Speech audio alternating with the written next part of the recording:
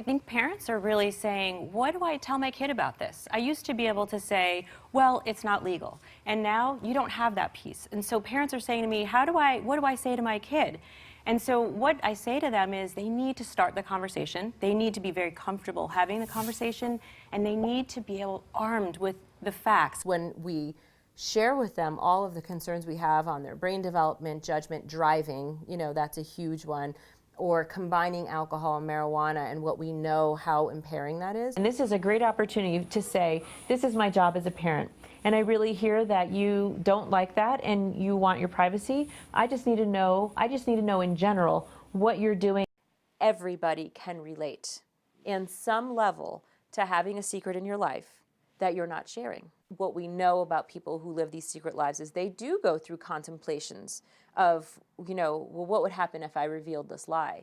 And when they weigh that out, it just isn't worth it to them. He seems to be particularly drawn, or even characterizing truly himself as particularly drawn to children, and that's one red flag that we know about men and being around children. If they are particularly fascinated with them and like to do childlike things, those are some classic signs of a pedophile.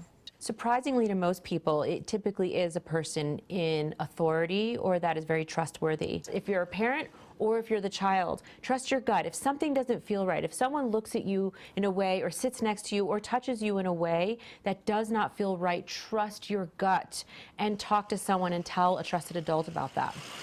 The term stranger danger is something that used to be used, but actually we stopped using it because it really doesn't give the appropriate message we want kids to have. Vast majority of missing or really at the hands of people who they know very well, coaches, teachers, relatives. Teachers might see it, friends, colleagues, people at church, even affects people's employment. We have behavioral effects, which are absenteeism or even just complaining of not wanting to go to school, reporting stomach aches, and disturbance in sleep.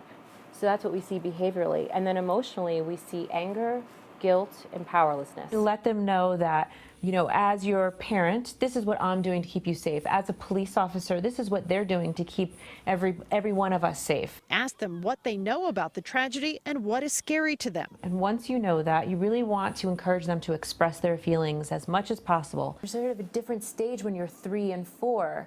And really what that child is practicing is their autonomy in the world, not so much the connection with a parent. Ziegler says children could be affected.